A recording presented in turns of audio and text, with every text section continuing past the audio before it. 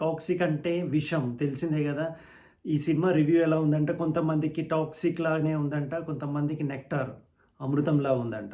So, 'కేజీఎఫ్‌లో' చేసిన action హంగామా same ఇందులో గూడా మీరు ఆ విధంగానే ఎక్స్‌పెక్ట్ చేయొచ్చు 'టాక్సిక్‌లో'. సో, హీరోయిజం అనేది ఎలివేట్ అయిందనమాట.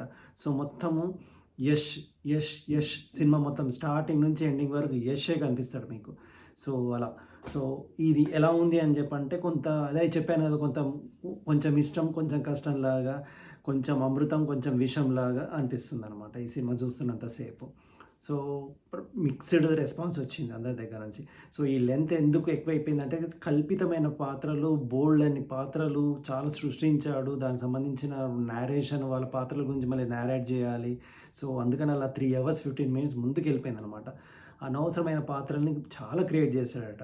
క్రియేట్ చేసి జనాల్ని మొత్తం తల గోక్కొని కన్‌ఫ్యూజ్ అయ్యే విధంగా చేశాడనమాట. సో, అది అర్థం కాకుండా చేశాడనమాట. సో, అనవసరమైన పాత్రల్ని ఇంట్రొడ్యూస్ చేసేసి జనాల్ని అన్నెసెసరీగా కన్‌ఫ్యూజ్ చేసి, అన్నెసెసరీగా వాళ్ళకొక బ్యాడ్ ఒపీనియన్ క్రియేట్ చేశాడు. సో, లెంథీ మూవీ కూడా క్రియేట్ అవ్వడానికి కూడా కారణం అదనమాట. 3 అవర్స్ 15 మినిట్స్. సో, మొత్తానికి సినిమా చూస్తున్నంత సేపు మొత్తం కొద్దిగా స్టైలిష్‌గా ఉంటది. కాపోతే స్టైలిష్‌గా కొద్దిగా కెమెరా వర్క్ చాలా బావుంది. టెక్నికల్లీ చాలా బావుంది.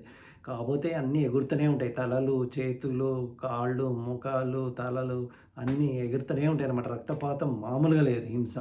సో, అలానే శృంగారం గూడా ఎక్స్‌ట్రా డోస్ లానే ఉంది.